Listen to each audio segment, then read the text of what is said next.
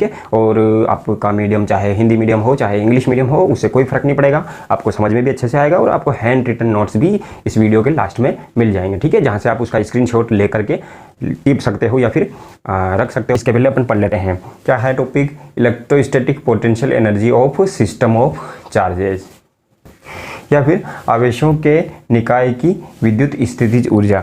विद्युत स्थितिज ऊर्जा लिखो चाहे स्थिर विद्युत स्थितिज ऊर्जा लिखो, कोई फर्क नहीं पड़ेगा, ठीक है। तो चलिए शुरू कर देते हैं इसको अपन। आवेशों के निकाय की स्थितिज ऊर्जा क्या होती है उस पर अपन थोड़ा सा आ जाते हैं। तो जैसे कि कोई सा भी निकाय है, ठीक है, जैसे कि एक आवेशियाँ 3 मान लेते हैं, ठीक है, 1 2 3 1 2 3, तो 3 आवेश आपके सामने रखे हुए हैं और 3 आवेशों का निकाय है, 3 चार्ज का एक सिस्टम है। तो इस सिस्टम की पोटेंशियल एनर्जी क्या होगी, इलेक्ट्रोस्टैटिक पोटेंशियल एनर्जी या विद्युत स्थितिज ऊर्जा क्या होगी, उस पे आ जाते हैं। तो पिछली क्लास में भी अपन ने पढ़ा था और अभी भी मैं वापस से बता देता हूँ। पिछली क्लास की लिंक नीचे डिस्क्रिप्शन में दी गई है, ठीक है, concept of electrostatic potential energy नाम से। तो सारे के सारे चार्ज अगर इनफाइनाइट पे होते हैं, जैसे ये सिस्टम का आपका एक सिस्टम है, ये वाला आपका सिस्टम है, 1 2 3 चार्ज रखे हुए हैं, कितने हैं 3 चार्ज रखे हुए हैं।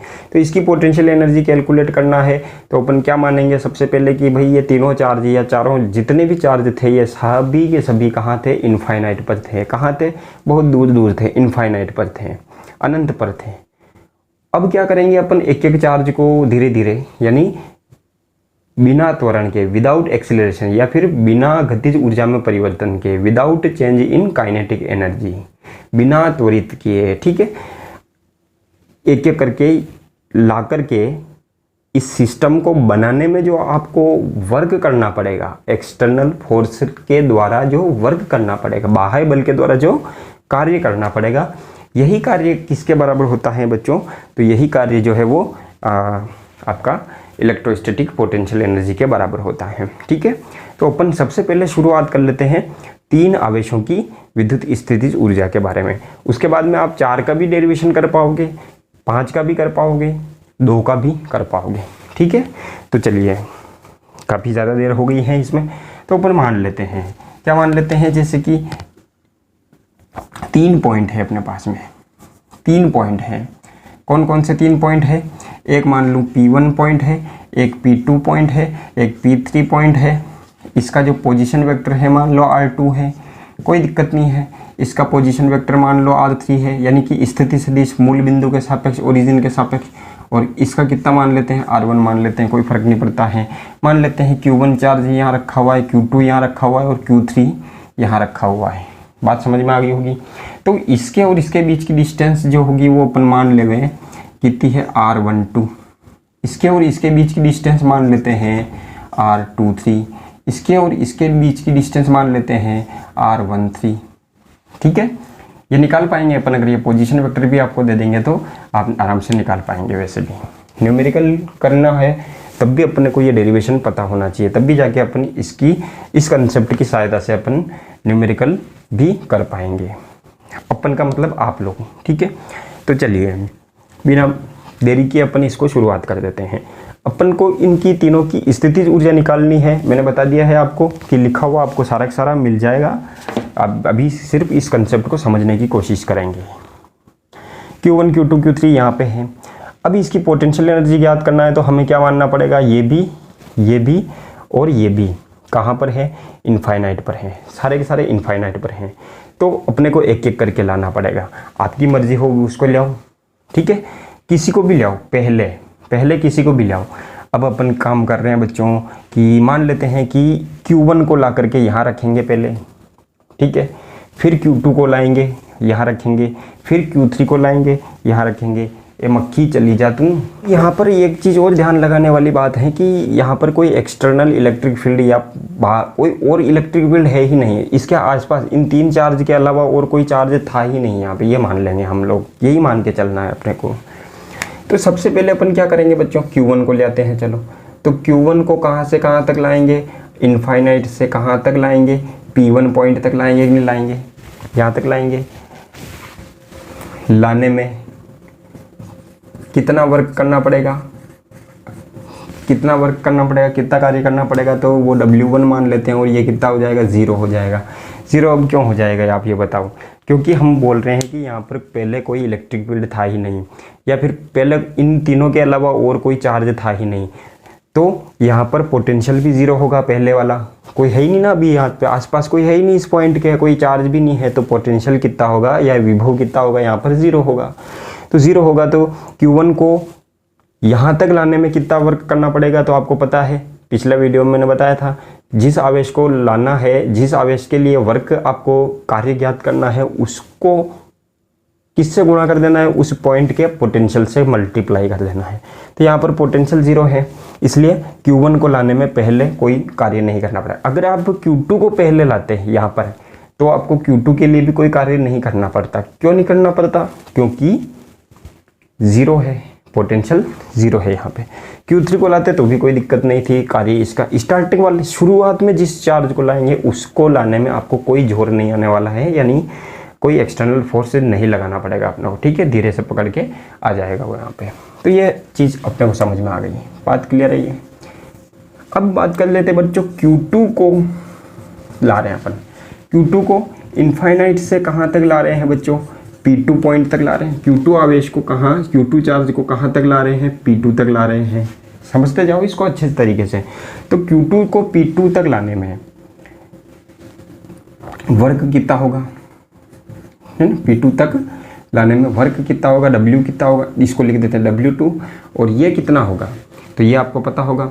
यहाँ पर Q2 चार्ज को लाया जाए, देखो Q1 को तो लेके आ चुके हैं हम, Q2 को लाया जा रहा है यहाँ पे।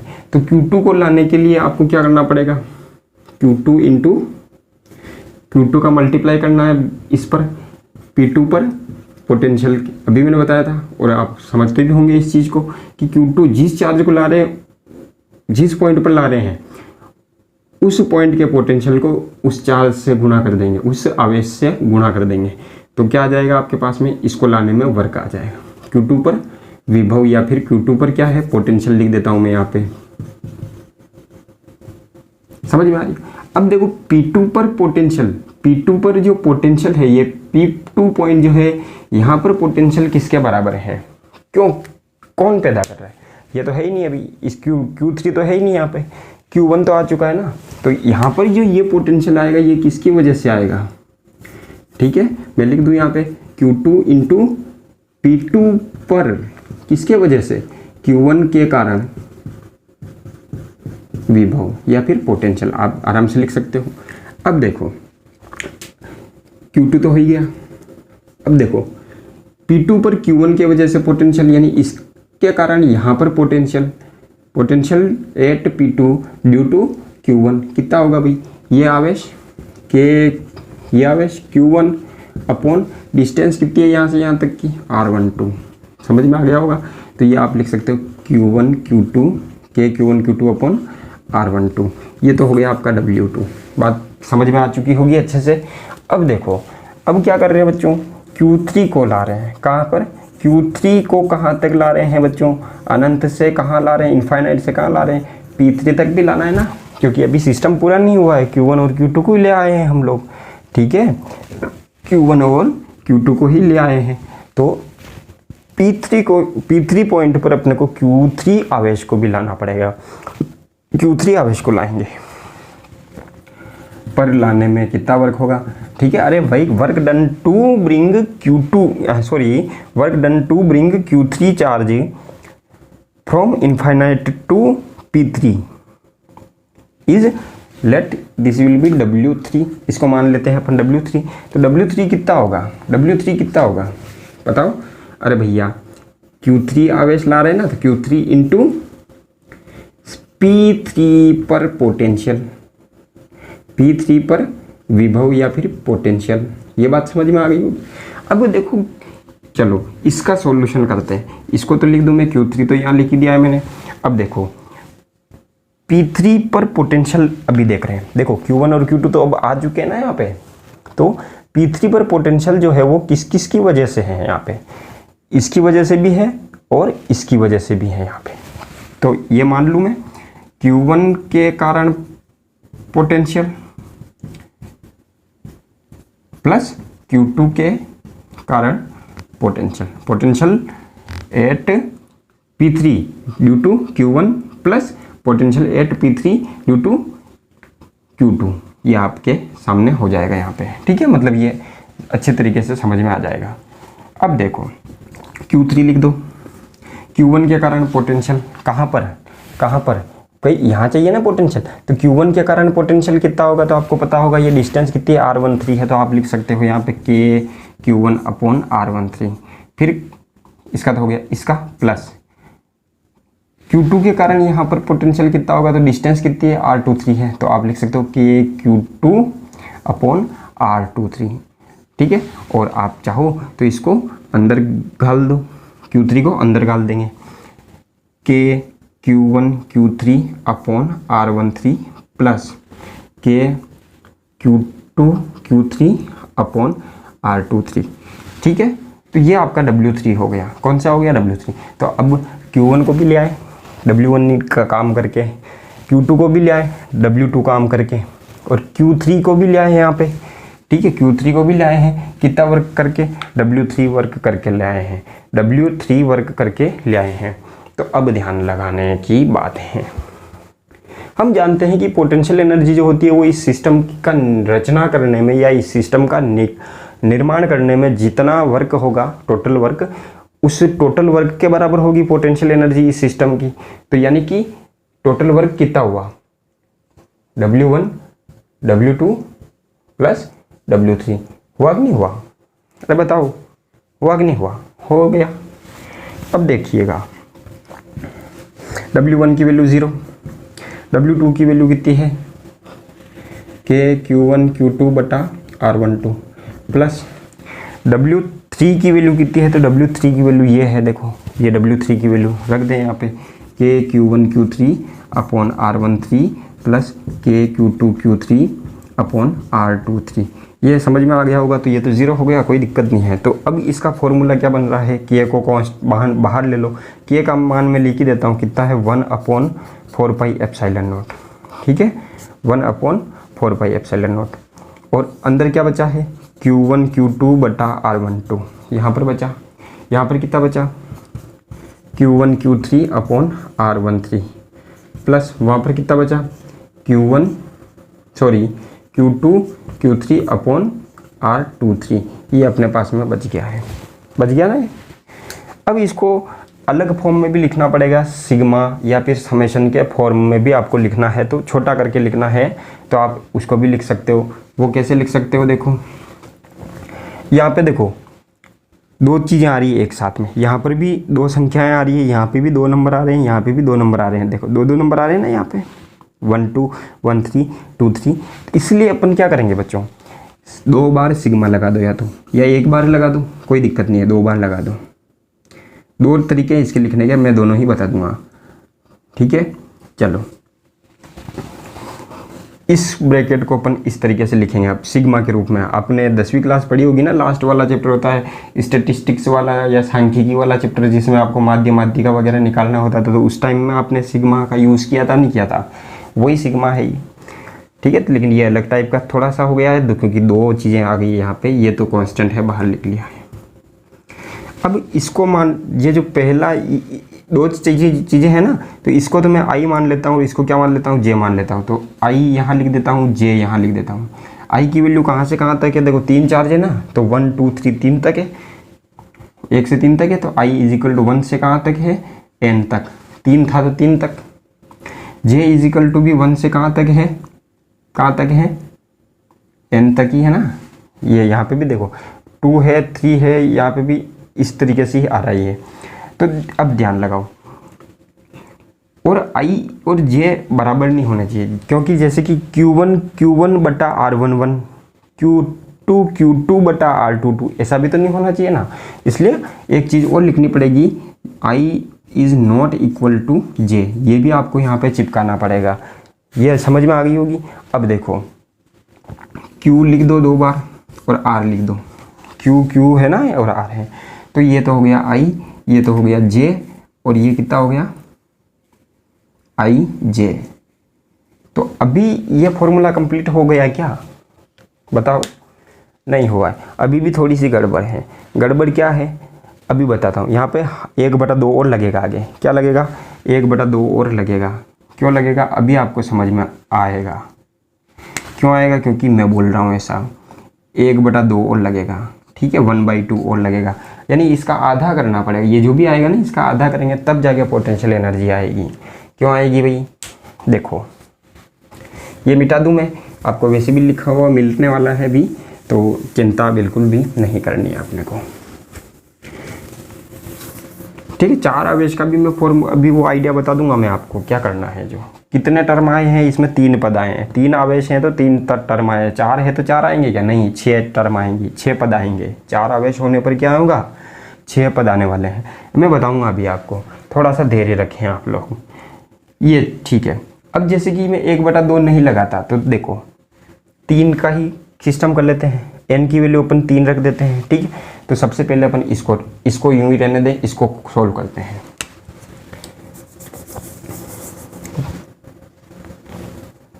वन अपॉन 4πε0 है, कोई दिक्कत नहीं है। एक सिग्मा को रहने दिया, दूसरे को सोल्व कर रहे हैं, तो दूसरे को सोल्व करने किसकी वैल्यू रखनी है, जे की वैल्यू रखनी है, जे की वैल्यू रखनी है, ठीक है।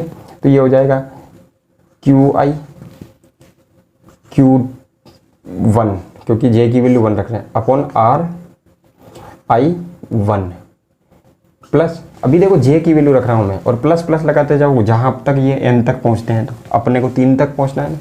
अब देखो QI तो है ही और RI तो यहाँ पे ही, जे की वैल्यू कितनी रखनी है 2 रखनी है, तो Q2 हो जाएगा और यहाँ पे RI2 हो जाएगा, प्लस यहाँ पर कितना है बच्चों Q1 है ही, देखो QI तो है ही, और अभी लिख देता हूँ मैं यहाँ पे RI भी तो है ही। जे की वैल्यू कितनी रखनी है 3 रखनी है, क्योंकि 3 आवेशों का निकाय है आपके पास में, या दिख तो रहा होगा ना आपको, थोड़ा ध्यान लगाओ, 3 और यहाँ पे 3 हो गया। अभी पूरा नहीं हुआ, अभी तो इससे देखो I = 1 से n तक था अभी भी, क्योंकि यहाँ पे 3 वाला है तो 3 तक ही मान लेते हैं ये।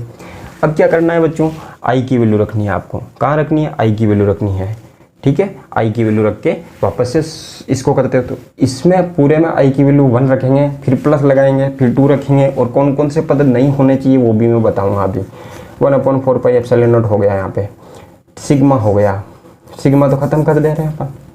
अब देखो I की वैल्यू 1 रख रहा हूँ मैं, कितनी, तो देखो यहाँ पे क्या आएगा Q1 upon R11 plus Q1 Q2 upon R12। अभी सारा समझ में आएगा, ये नहीं आने वाला है, लेकिन मैं बताऊंगा अभी आपको। 1 2 सॉरी 1 ही रख रहे हैं ना, तो 1 2 प्लस यहाँ पे भी Q1 Q3 अपॉन R13, क्योंकि I की वैल्यू 1 रख रहे हैं, फिर प्लस लगा दो, फिर पूरे में I की वैल्यू कितनी रखो 2 रखो, तो क्या आएगा Q2 Q1 अपॉन R21, फिर प्लस लगाओगे यहाँ रखोगे, ठीक है। पहले दूसरा Q2 ही रखना है, अभी यहाँ 2 रखना है किसकी I की वैल्यू, तो ये आ जाएगा Q2 अपॉन R22, I की वैल्यू 2 रख दी, फिर यहाँ पे I की वैल्यू 2 रखेंगे तो Q2 Q3 तो है ही अपन R23 प्लस, अब I की वैल्यू 3 रखेंगे तो क्या आएगा Q3 Q1 बटा R31 प्लस Q3 Q2 बटा R32, क्योंकि 3 रख रहे हैं इसकी वैल्यू, प्लस यहाँ पे कितना आएगा Q3, ये भी Q3 अपॉन यहाँ पे क्या है R33। अब देखो कितने पद आ गए, 1 2 3 4 5 6 7 8 9, तो ध्यान लगाओ Q1 तो हो ही नहीं सकता, अपन अभी बता चुके हैं कि I और J की वैल्यू बराबर होनी नहीं चाहिए, तो यहाँ तो दोनों की ही होगी, तो ये तो हो गई नहीं, ठीक है। इसी तरीके से ये भी नहीं होगा, इसी तरीके से ये भी नहीं होगा। तो अब कितने पद आ गए 6 पद आ गए, लेकिन फॉर्मूले में कितने थे 3 थे। अब देखो कौन कौन से बराबर है, देखो Q1 Q2 R12, और यहाँ देखेंगे अपन तो ये देखो ये वाला पद और ये वाला पद लगभग क्या बराबर है ये, क्योंकि R12 और R21 का मैग्नीट्यूड क्या है, R12 और R21 का मैग्नीट्यूड बराबर है, तो ये वाला पद और ये वाला पद बराबर है। 2 बार आ गया ना ये तो, अरे ये वाला पद 2 बार आ गया है, यहाँ पे भी प्रकट हो गया, अन्य रूप में हुआ लेकिन है ना। इसी तरीके से Q1 Q3 R13 और ये देखोगे Q3 Q1 अपन R31, भाई R113 और R31 बराबर होते हैं, और Q1 Q3 यहाँ पे भी है Q1 Q3, तो ये और ये भी डबल आ गए हैं, ये और ये भी डबल आ गए हैं, लेकिन एक बार ही आना चाहिए था। इसी तरीके से ये और ये देखोगे तो ये और ये भी क्या आ गए हैं, डबल आ चुके हैं, दो बार आ गए हैं ये। इसलिए देखो क्या हुआ अपने यहाँ पे, क्योंकि ये इसको डायरेक्ट सोल्व कर लेंगे अपन, इसी को ऐसे ही रख के छोड़ देंगे तो क्या होगा, पता चल क्या होगा, ये इसका डबल वैल्यू आ जाएगी, इसकी डबल वैल्यू आ जाएगी। इसलिए अपन क्या कर रहे हैं यहाँ पे 1/2 और लगा रहे हैं, समझ में आ रही है, तो ये 1/2 और लग जाएगा, ठीक है। तो ये फॉर्मूला आपके पास में होगा, ध्यान हो जाएगा ना। चलो अब आपके स्क्रीन पर हिंदी और चिंदी सॉरी हिंदी